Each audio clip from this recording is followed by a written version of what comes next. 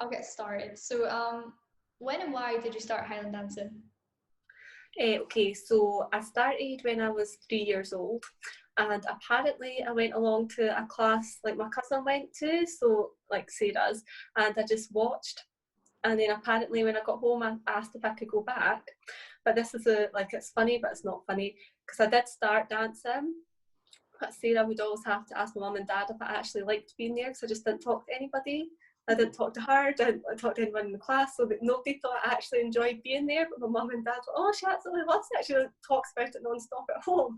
And it took me a full year before I said one word to like Sarah in the class. So that's when I started, and I suppose I must have liked it. So yeah. You kept going on. How early on did you start competitions, and do you recall your first competitive memory? So I believe I was 4 years old when I started to compete. And I do have a memory which is like very early on. I don't know how old I was or anything. And it's actually really got nothing to do with me at the competition. So I remember like sitting in the audience beside my mum, and we would always travel with other people the same age at that time. So we were only in primary anyway. And my friend's mum wasn't well that day, so her dad came along with her to the competition instead. And she was happily like dancing her like 16 paddy baz or paddy baz and high cuts, whichever one it was. And her blouse just started to like come out of her kilt. So all of a sudden there's like this white skirt over the top of her kilt, which is her blouse. Because her dad hadn't like tucked it in enough or put the braces on or something. I just remember her like merrily dancing her paddy baz and this white material just emerging from the middle of her belly. So nothing to do with me, and it's nothing really to do with, I suppose, the competition itself, but that was the first one I can remember being in the hall quite vividly. Yeah, it's crazy, like some of the stuff that like sticks in your head and you're like, Yeah, it really is. And then of course all your other like really early competitive memories is going up and getting a sweetie. Nothing to do with the dancing or the results, it's that wee sweetie you get at the end. so growing up, you've been a big inspiration to myself and I know many other dancers. And I was just wondering, who was that person for you growing up? So like when you sent this question on, I was a bit like, oh my gosh, I don't think I'll have enough time to talk about every single person. So I think it's really nice in a way that there's so many people for me.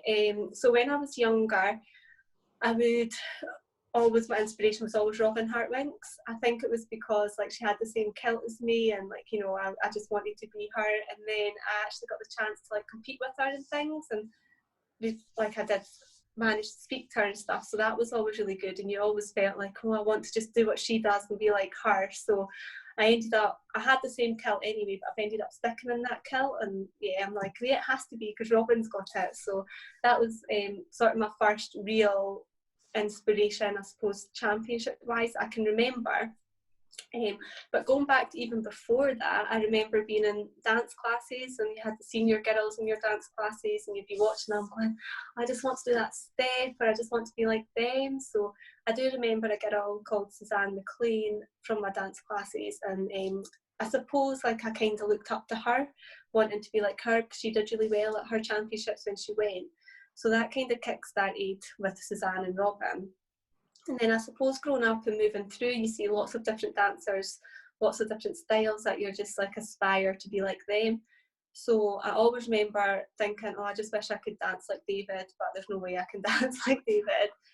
And then I then got into adults as an 18-year-old, and it was Laura Smith was in the group at the time. And I just remember always going and watching her and like, oh my God, your feet are just like amazing. I just want your feet. And oh, I just want to be like you. And so I had Laura as a good inspiration as well. And I think she's still so inspiring. Like, she's got 2 children. She's out dancing at the games and doing all the chat. I'm like, how are you doing this? So I still like, yeah, I think she's such a huge inspiration to me as well. And then of course you've got like your Marielles, your Rebecca Fowles, you know, doing so well, winning worlds. And yeah, I think I've been to a few workshops and things and lectures with Marielle, and just the way, like, her passion for dancing, the way she speaks about it, like how hard she's worked as well to come through. I just think that's such an inspiring story. Like, you don't have to, I suppose, be absolutely amazing all the time. That's what she's I feel she kind of speaks about is saying like you have to develop your dancing and things. So I found the way she speaks about it and about that sort of process to work your way up very inspiring. So I know that's like a huge list anyway, but that's just sort of my select sort of few people I feel like have really made an impact to my dancing.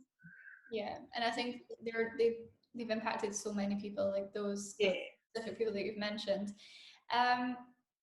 So moving on to more you, what has been your biggest achievement that you look back and you're just like, wow, I can't believe I've done that? So I suppose the one that really does stick out, I can't even remember what year it is. That's like how bad I am with dates and things. But so I'll go back. So I can't remember what year it was, but I remember I was 16 years old and it was for the World Championships on Saturday. So we'd done all our dancing and I got my call back, so I was like so happy. And then leading up, so a little bit back then, leading up, the fling has never been my dance whatsoever. If anything was going to like stop me winning a championship or cost me, it was because I didn't get placed in my fling, so I'm just not a fling dancer. So bearing that in mind, I would have like I was like, I've got no chance of even placing in this dance today. And then like they read out the numbers and my number came out first. I'm still standing at the back of the tent and everyone just like turns their head and looks at me, and I can't remember, I think it was Derek was like, Candice, you have to go. And I was like, no, it's not me, it's not my number. But I think I feel like that's my biggest achievement. One, because the fling has never really been, I would say, a dance that I feel is my strong dance. So to get a first in it above like Robin and Katie Lee and all these people, and on the Saturday in the World Championships, I think that seems to be my biggest achievement, because I'm a bit like, that will never happen, that could not happen, why has this happened? So yeah, I would say that's probably like what I feel is my biggest achievement. Yeah, I remember that day, and I remember you getting the first, and I just remember your dad's reaction. I think everybody was like, I need to go back and check those judges yourselves, this has got to be wrong. But yes, I think it was, as I say, just because the fling is a dance, you probably, like, if you were going to put money on me not winning a dance, it would have to be like the fling. Like, it just doesn't seem to be a great dance for me normally. So because of the day it was, and like you just didn't expect it, I think that makes it better, because it is so unexpected when it happens. Yeah. Over the years during competitions, have you developed any rituals? Okay, so this is like a total personal insight into like my life as such, but I don't say I have like superstitions as such, but I am a very much of a creature of habit. So I like my routines and I like things to be like just so. And of course, you know, like on your competition days, sometimes it can't be just so. But my way of controlling that before, not so much now, but when I was younger, I had like my lucky socks, my lucky underwears, like your lucky pants and your lucky like sports bra. That would be your competition wear. So I would always have the same like sports bra, the same pair of socks, like they never got worn at any other time apart from like your competition. And I remember my socks got a hole in them, and I was like, oh my god, what am I going to do? Like, they're my lucky socks. So I ended up just sewing the hole up and thinking, if the hole's just sewn up, it'll be fine. So I've got a few more wears out of them until I got another one. I was like, oh no, I need to like get the exact same pair. So I remember hunting in like all the shops to get this exact same pair of socks. And I'd managed to find the exact same pair with the same pattern. So I just managed to like replace my lucky socks with new ones, but like to me they're the exact same. So that was when I was younger, sort of, I suppose, your superstition of your lucky pants and things. But now I don't do that now. Like, I've kind of stepped away from that. I've had to kind of reevaluate my whole outlook on that, to think, well, what, I've got control over that, but I've got control over other things like your diet and all of that. So I don't so much have any superstitions, because I just feel, you know, it is what it is. Your lucky socks aren't going to change that. And it took me quite a while to realise that, actually. So I've now moved away from my lucky socks and my lucky pants and my lucky sports bra, and I now just go on, like, I get up in the morning, I always do my hair first, then I always do my makeup, and then I'll go have something to eat. You know, so I've got that as a ritual. I'll never deviate from that. I don't go down and have my breakfast and then come back up. That is my wee routine, and that's what I like to stick to. But I think like having a routine or like a little ritual as such is probably quite good to keep your nerves in check. So you know that's the time you're doing that and that's how you're going to follow it. As for superstitions, yes, they may be good for like if you think they're going to help, that might help your nerves and things. But as I say, as I've grown up, I've kind of got to realise that maybe superstitions isn't the thing that's going to get me the result or make me improve my dancing. That's got to be me that's doing that. So I suppose you can maybe think your superstition would be like you have to just believe in yourself. Like if you've got strong self-belief, you can make that into your superstition and really use that to your advantage. Yeah, I hope that answered the question. I kind of went like that. Yeah, it's a good way to look at it actually. You've been extremely successful at championships in Scotland and Canada like throughout the years, but you've also been very successful at the World Championships. And I was just wondering, is there a standout year for you at the Worlds? And if so, can you talk us through that? Well, so obviously we've got the year where I got like first on the World Championship fling. But actually more so than that, like although I never said it was my biggest achievement, the one that stands out more would be just a few years ago, 2 or 3 years ago, I can't remember exactly when. But that year, my dad became really not well, like literally the month before or whatever, weeks before it actually. And that one stands out to me for a few reasons. One, I didn't actually think I was going to make it that year. I didn't think I was going to Kibble that year because of everything that happened. Two, I then got into my head that I was going to Kibble, but I was going on my own. I wasn't having anyone with me. And then the third bit of it, obviously my dad and my mum managed to come along to Kibble that year. So I think more for the fact that my dad was actually there made it huge because he wasn't even like supposed to be there really. Then I managed to place in the lineup my highest placing I've ever placed before. But in my mind I was like, I shouldn't even be here today. Like I should be at home at work with my wee like primary class, like doing maths. I shouldn't actually be here. So I think because of that, because my mindset was I'm just so lucky to be here, to then get such good results and earn like such a high placing, that one stands out to me the most. And again, as I say, I think it's just because I didn't even expect to even be in the noon, never mind on the stage. Yeah, and your mind is probably in a completely different place than dancing. Like, yeah, yeah, so yeah, not good in a way, but like taking your mind off the stress of the Saturday Cowell type thing. Yeah, well, yeah, but like for one, as I say, I was just happy to be there. So then I danced on the Friday. I was just happy to even qualify, and then obviously I was just happy to get placed.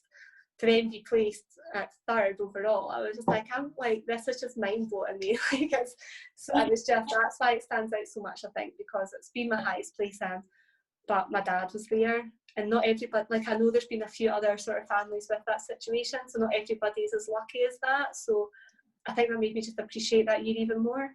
Yeah, definitely. On the lead up to the Worlds, what is a typical day's practice for you? Okay, so I did read this and I was like, oh no, I don't really know like how to go about answering this. Prior to working, I would get to train all the like as much as I wanted to. But since starting work, especially as a teacher, I don't have that luxury for about like the week and a half before Kibble, because I've got to be back at work in my classroom with these little children that I'm actually responsible for. So what I've tried to do in the past few years is, which I suppose is maybe something I should take forward anyway, is obviously your summer holidays, everybody sort of trains really hard for it. So then I've started to try and be like ready. So I want to try and be Kibble ready for the start of August. So then it is just refinements, improvements, and keeping your fitness up. And obviously a few years ago now as well, I had a bad injury, so I couldn't actually dance at Kibble. And it all transpired was because I was just doing far too much impact all the time. I wasn't giving my body that rest time. So in the past couple of years, I've adapted how I've trained. So I make sure I go to my classes. I make sure I keep up my home practice like 2 to 3 times a week is what we try to do. Normally it's 2 times a week and I do just some like technique things on my own. But I've been trying to make sure on my like dance home practice days, I'm not impacting all the time. So I'm not dancing steps through or I'm not doing this and doing that. all the time. I'll try and mix it up a bit, so I'll be dancing steps, and I'll maybe stop and I'll try and fix a little bit of technique and maybe do a little strengthening exercise just to take the impact out from my legs. And I think actually there's been a couple of other people who have sort of said that recently as well, like they've adapted as they become an adult dancer because your body's just like, no, I can't do this anymore, I'm too old. And especially once you've hit, like, well, me for 25, there's not many other older dancers in Scotland as such that dance, like we're all sort of early 20s. So I feel like I'm an OAP in the dancing now. Like I actually need to protect my legs. So trying to just give them a little bit more of a rest and actually like treating them as such. So, you know, going for a cold bath or putting your hot water bottles on them. I've got a really good like sports therapist that I go to for massages who I honestly would not be able to dance without when it comes to August. So I think it's just having that knowledge about your own body and taking on board what it's trying to tell you. So it's okay if you're not able to dance that day, just rest it and do something else, stretch your muscles out, give them a massage. That's still part of your training. I don't know if it's just when we're younger, we think like, oh, to train for dance, I need to dance all the time. So yeah, I've just adapted it to try and bring the impact down a little bit more. So keeping up fitness in other forms as well. Yeah, that makes sense. So, yeah, I think a lot of younger dancers and people that are hopefully watching this will take that away, that you don't need to dance every single day to become better. You can do cross training and have your rest day and just stretch and things like that. So I think it's good to hear it from people like you who are so successful, and they might think, okay, maybe I don't need to be doing 100 flings a day. But I also think just as like a dance community, we're just getting more knowledgeable about this as well. So I think like it's just coming out all the time at lectures and your teachers are always telling you. So I think it is just having that knowledge more. Yeah, definitely. So what would you say is your favorite competition, and can you explain why it's your favorite competition? Okay, so as low it's like probably like, oh yeah, okay, everyone would do this, but I actually really like Kowal. Yeah. I don't know what it is. I think it's just because although it's cold and it's raining, and I think it's more because you get to see all your like overseas friends and all your overseas competitors that you wouldn't like get a chance to see at any other point. And then also it is just like obviously the atmosphere of it, especially when it was the pipe band championships was huge there as well. I remember my first couple of times I qualified for the Saturdays, it was just, the crowds were just huge, like you couldn't get moving, and it's just that whole buzz in the air about it.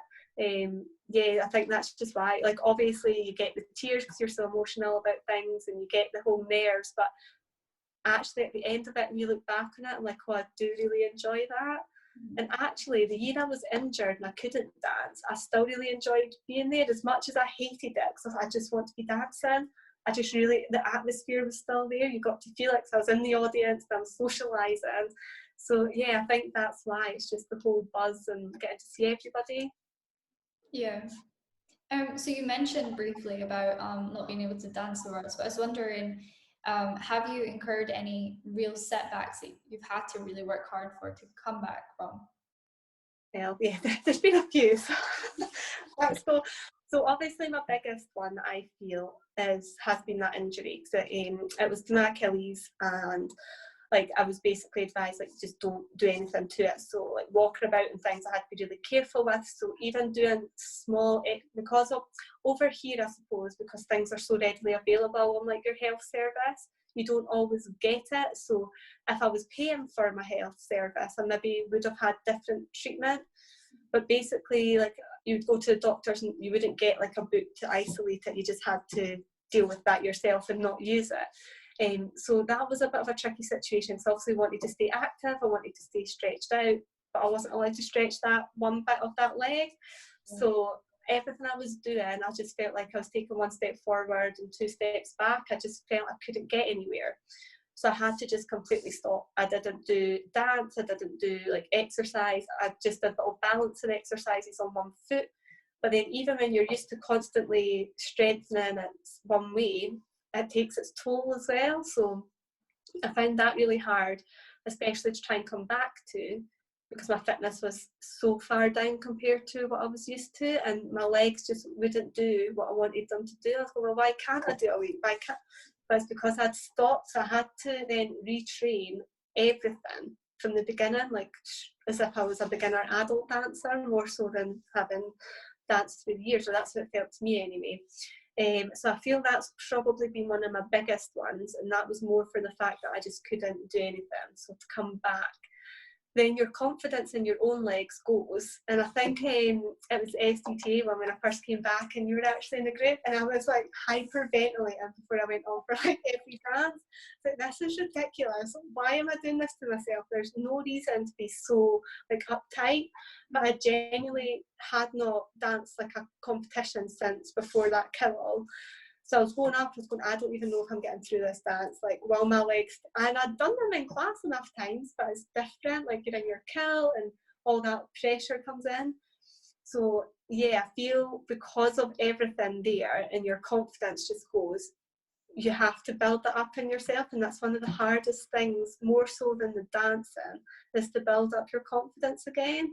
Like, your legs have told you before, oh, I'm not wanting to do this, this is really sore, you need to stop, to then try and go back to it, and you're telling your legs, like, no, it's okay, like, just keep going, it's fine, you can push harder.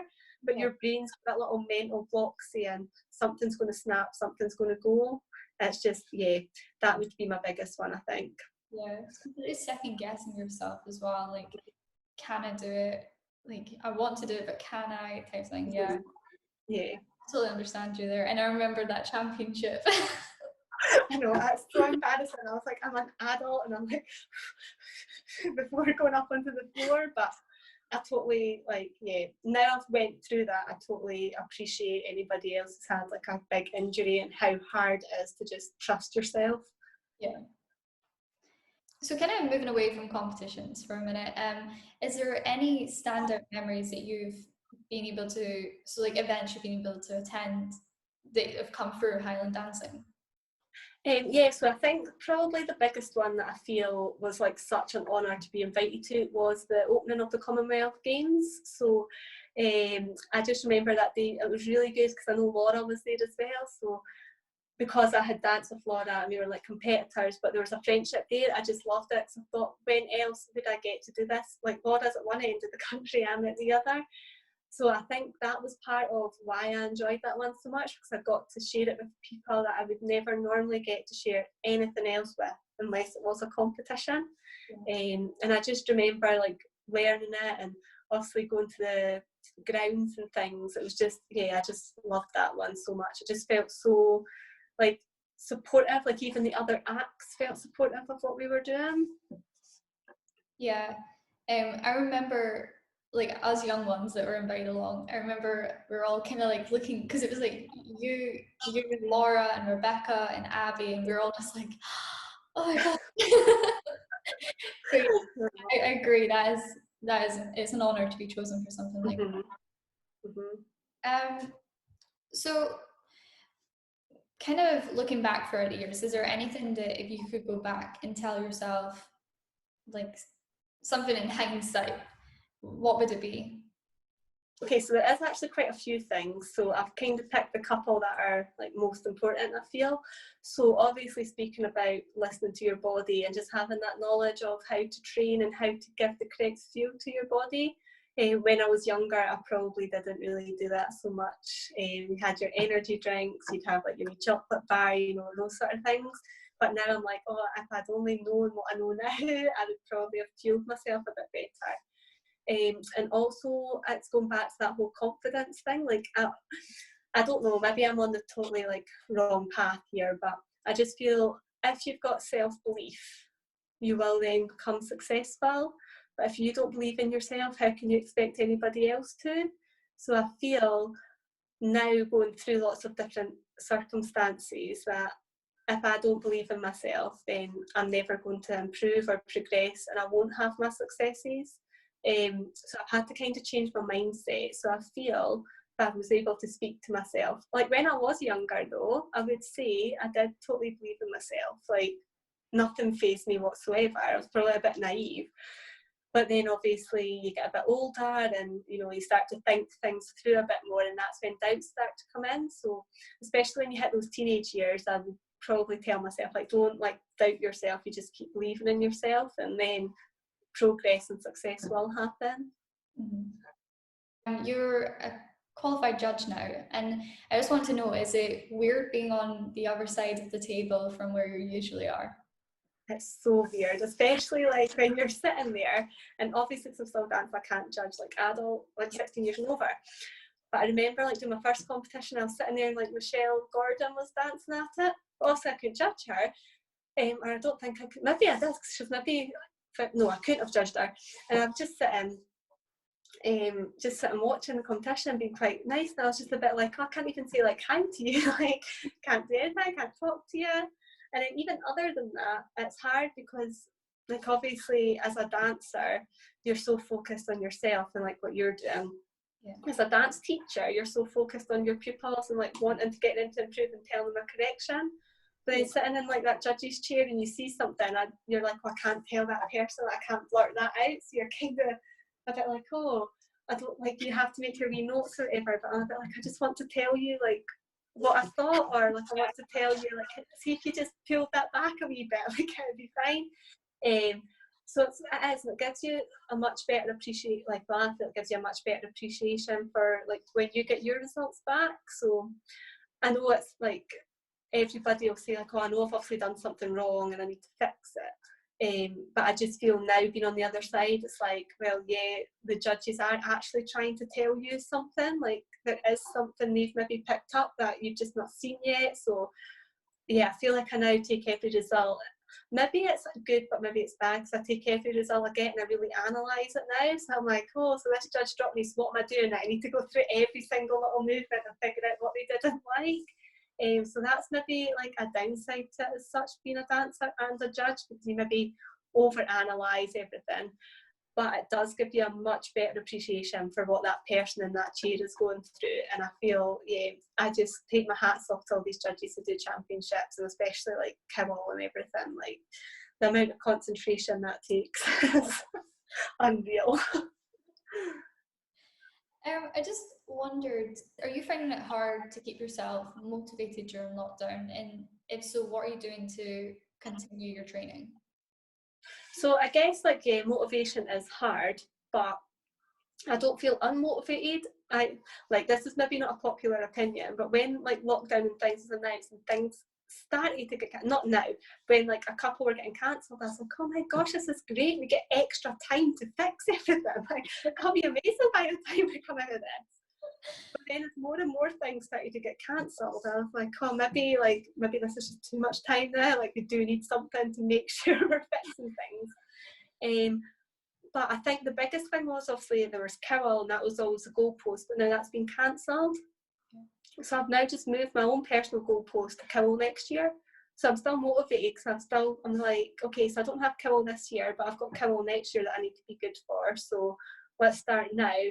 And my thought process is, if I fix it all now, then hopefully it's just next year, it's just putting it into the dances and into the practice. And also if it's new steps and things, there'll be other technique points, but if you get all the basics sort of fixed now, they should just hopefully slot nicely into next year. So I feel like I'm keeping my motivation that way, because I'm just like, oh no, I've got plenty of time for Killwell next year, so if I just start now, it'll all be fine. Whereas normally, because you've got so much on all the time, I feel like I've got this one, so I need to fix this one bit for next week, and I need to fix this one bit for the week after.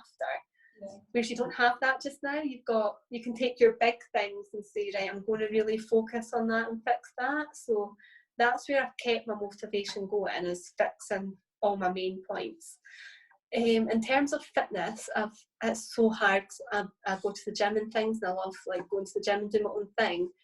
And obviously we can't do that. So I've just kept up some fitness classes with someone local who's doing it via Zoom. So just try and keep some cardio up.